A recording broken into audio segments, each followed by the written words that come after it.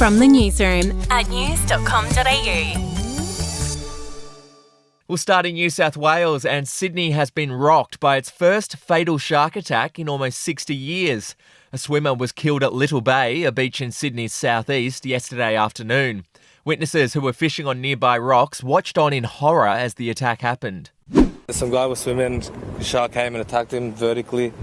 We heard a yell and then turned around, it looked like a car just landed in the water. Big splash, it's just blood everywhere, it's really bad, it's really bad. That audio from 9 News. Beaches in the Randwick Council area will remain closed today.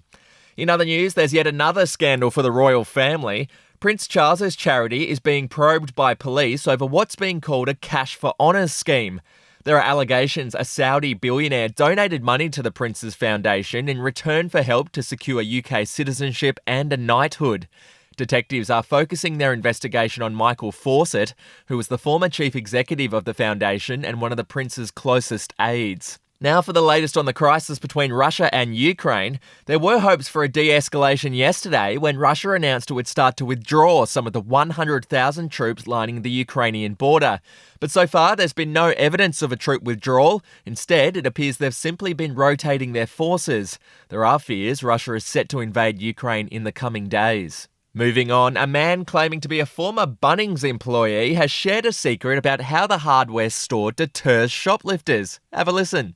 When you're in Bunnings, you'll sometimes hear an announcement over the loudspeaker say something along the lines of security to Section C, security to Section C. And the secret was that there was no Section C. There was also, most of the time, no security.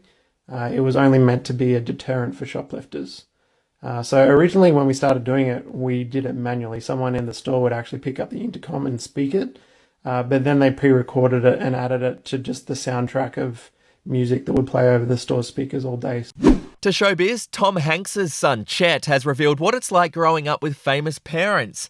The 31-year-old says there's a lot of advantages, but sometimes it can be pretty weird. The truth is, it is a double-edged sword.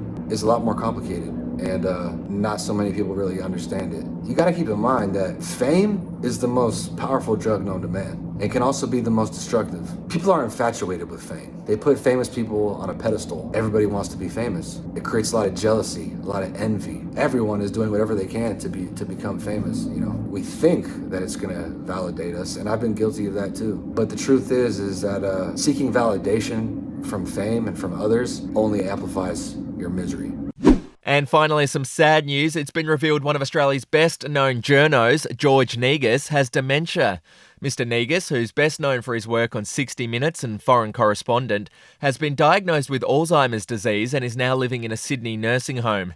His family released a statement yesterday saying Mr. Negus continues to give and receive the love and respect of us all. Your update from news.com.au.